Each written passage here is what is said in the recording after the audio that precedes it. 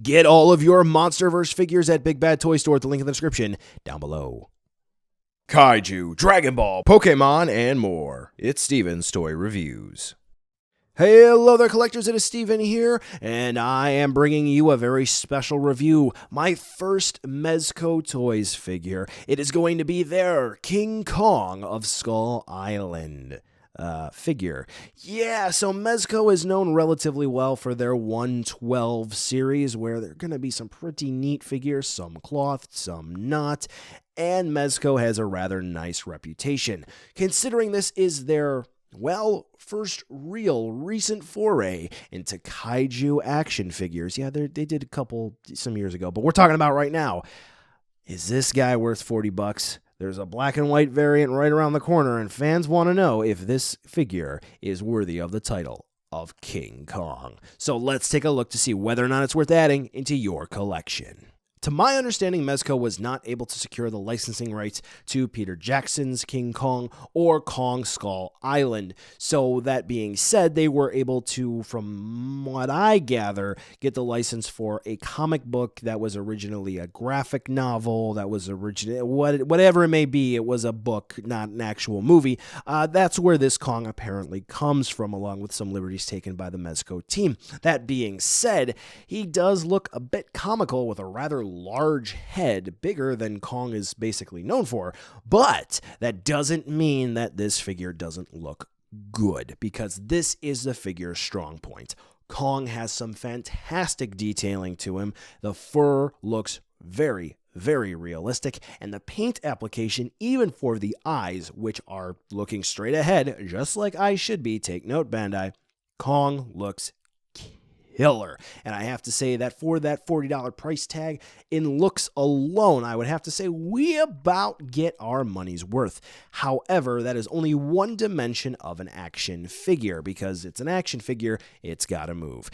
Anyway, to sort of sum it all up, whether or not it's going to be the base rather black-brown plastic used for Kong, which is all soft plastic, mind you, or it's going to be the fantastic dry brushing to bring out the details, or some of the smaller attention to details, such as on the mouth, Kong looks great. Now, Kong looks really good. Let's just, call it as we see it here.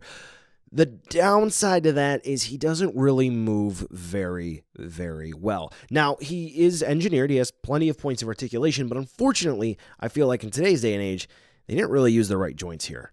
What am I talking about? Well, first and foremost, the head is attached into the neck on a double access barbell-style ball joint, if you will. So we have a ball joint in the neck, and then we have a ball joint where the head sculpt or the face sculpt would just plug in. So this articulation is pretty good. We can get Kong to look left and right, up about that far, down kind of about that far. And you can kind of fudge it a little bit. You can sort of get Kong's head to pop off and have him look a little bit farther in either the left or the right if you wanted to. But to be honest, that's about all we're going to get. And if you really kind of wanted to, you could put his head on upside down like that, which is good. So that articulation, I think, is serviceable enough for Kong. But when we get down to the rest of the body, that's where things start to sort of head south. First and foremost, we have a swivel hinge, on these shoulders. So this way they spin, they go in, and they go out or up and down depending on how you look at things. And that's also a flaw with Kong. A lot of the joints fresh out of the box were super stiff, and I basically just had to give this guy a once over with a blow dryer entirely and then run some hot water over him to help break up some of the joints so this way they can move. So we do have a single hinge elbow, so his arm can basically go out straight, or it can bend at an almost 90-degree angle. We have 85, I don't know. But anyway, yeah, we have a single hinge for the elbow on a humanoid character. Come on. NECA can do double hinge. Anyway, so we do have a swivel there as well. So no official bicep swivel. So you're going to have to get kind of creative with how you pose your Kong in order to get him into the exact pose that you wanted to get him in. The wrists, kind of interesting, and I have two different hands on him for this reason. Let's just take a look. So we do have the barbell style, double axis, whatever you want to call it, ball joint. So there's a joint that plugs into the arm and a joint that plugs into the hand. But as you'll see here, for the sort of splayed hands, Really cool movement. Nothing to really complain about there. But for the fists, for whatever reason, I don't feel like we get the same range of movement. I feel like they're kind of stiff, and they like to pop off rather easy. So do keep that in mind. Also, an issue that I have with Kong is we have a ball-jointed ab crunch, but to be honest with you, that's about as far forward and that's about as far back. He can sort of tilt from side to side a little bit, but basically what you're going to be using this for is just a swivel so you can spin Kong around. Yeah. Anyway, hips. What do we have here? Rather stiff ball joints. So you can get Kong to spread his legs out about that far, push him together, forward, really pushing it that far, back about that far. These were rock solid cemented out of the box, so you do want to keep that in mind. I had to really heat this guy up in order to get him to move. So yeah, legs, hips, kind of limited, but just keep in mind they are ball joints, so you can rotate them and you can spin them. And then we get down to the knees, which do have swivels, so you can spin them like that. And then this is the degree of motion for the hinge. Yeah, not very good. Fortunately, the ankle rockers are awesome. So we have ball joints there. We can tilt them, we can lean them, we can spin them, all good to go. Now, to be honest with you, I sounded kind of critical on this guy, and to be honest with you, I am here for the articulation. Something like Kong should be able to do a whole bunch of different poses. And yes, you gotta get him to work, but he can kind of do that signature gorilla pose, right? Where he's walking on all fours. So he can do that. So kudos to Mezco for that. But you know what? For Kong, they really should have rethought some of these joints. They should have definitely increased the range of movement, especially on the ab crunch. But if you are creative, you can get Kong into some really fun poses, and he can take on a whole bunch of other kaiju or human characters on your shelf. So even though the range and the joints are questionable, he can still move relatively well. Accessories time, and what do we come with? Well, to be honest with you, we just kind of get the bare minimum that makes up a nice Kong figure. What do we get? Well, we get an alternate roaring face, or head sculpt, whatever you want to technically call that. We get a set of fists. We get a right hand part, so this way he can hold the Andaro little figure that he comes with. And then we get a set of shackles to go around the wrists. Let's dive into everything. First and foremost, we're going to take a look at the alternate face sculpt, and it is Kong roaring. And I got to be honest with you here, I do think it looks pretty solid. The only issue that I kind of sort of have would be with the teeth.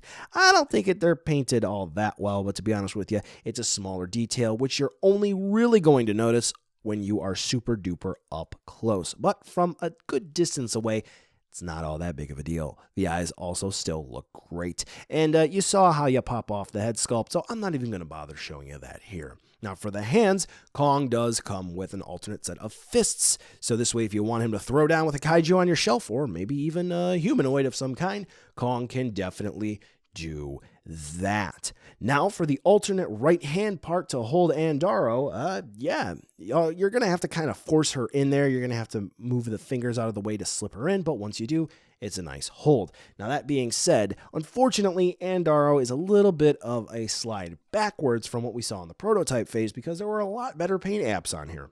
But the sculpt is very nice, and they were able to get a lot of nice details in this very small figure of Anne here, surprisingly for the scale. And those of you who like to pay attention to the details, congratulations. They got all of them here, if you're into that sort of thing. Anyway, last up, we do have those shackles which go around his wrists, and those actually open and close on a hinge and snap closed as well.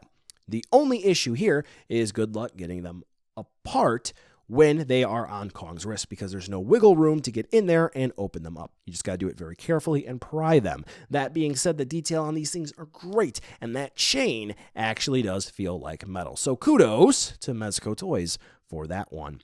Now, when that's all said and done, I really do think that they packed Kong with everything he could possibly come with for a basic Kong figure. However, there is going to be a previews exclusive black and white version, which is available at retail. Don't worry, folks, you don't have to go through hoops to get that one. Anyway, which comes with another face plate for Kong. It's in black and white. Don't know why they didn't include it here. And that Kong comes with a skull and a nice big old bone club, which would have been great to see for this release here. So while they were able to make a nice release here in terms of accessories, they definitely could have added more. So if you do need more stuff like maybe a stand to really help support this Kong, or maybe effect parts, you know I have videos for that. Now we're going to go ahead and round out this review with a nice size comparison with plenty of other figures that you just might have. So if you're looking to match up Kong with another figure, whether it's going to be the Monster Arts 1962 Godzilla or maybe the 12-inch tall NECA Godzilla 2014, you're definitely going to be able to get a good feel for how big Kong is here. So, buy now, skip, or wait for a deal. Kong looks fantastic, whether it's going to be those nice scar sculpt marks or the fantastic dry brushing used to really bring out the details of the fur. However, the articulation, to be quite frank with you, it's a little disappointing for this figure. I'm not surprised at hearing some reports of folks breaking some of the joints out of the box. For accessories, Kong comes with basically all of the essentials, but another release of Kong coming up not only comes with more accessories, they could have easily been fit into this release, and everyone would have been super duper happy. Overall, for this Kong figure, I'm going to have to say middle of the road. For my first Mezco figure, I'm going to be honest with you here, from all the hype that I've heard, I did expect a bit more, but Kong just simply falls short. That being said, I'm not saying this is a bad figure. I just expected a little bit more out of this guy, like double hinges, or hinges which actually worked, like for the knees. That being said, it's worth the purchase. It's about $40. You can't really go wrong there. If you don't like it, well, then hold on to it and sell it, or use it as a placeholder for a Monsterverse Kong, because Bandai's not going to be making one in the Monster Arts line for some time anyway. Anyway, with all that being said, Kong is middle of the road. Dial back your expectations before you get disappointed. Since this about wraps up the review, it's a good time to make a special announcement for my Patreon. Moving forward in 2019, each month I'm going to have one action figure photography set posted up on my Patreon at the silver tier level. This action figure photography set will feature between 5 to 10 pictures, and it's going to follow a theme. Whether or not it's going to be a journey through the Alola region or Super Mario Brothers, maybe it's even going to be the Monsterverse, who knows. First up for January 2019, it is Kong on Skull Island. And since we're going to kick things off and to give everyone a nice idea of what exact quality you can expect from these photo sets, the first set, Skull Island, will be available at the bronze tier or just $1 a month. So if you're looking to maybe join my Patreon and you haven't had a reason to do it yet, maybe this will persuade you. Plenty of pictures featuring the whole cast you see here and more. So click the link in the description down below or the card popping up in the top right hand corner of your screen to join up. For those who've shown interest, thank you so much, and I do hope you join up soon. Well, folks, that's the end of this review. Thanks for watching, and be sure to follow me on social media to catch more behind-the-scenes shenanigans and updates. The end card should be popping up now with more hand-selected STR goodness for you to watch, so check out some of those videos. Be sure to check the description, too, to see where you can buy this figure or others like it, and some cool links, like the credits for this video, and other ways you can help out the channel. Thanks again for watching, and I'll catch ya in the next video.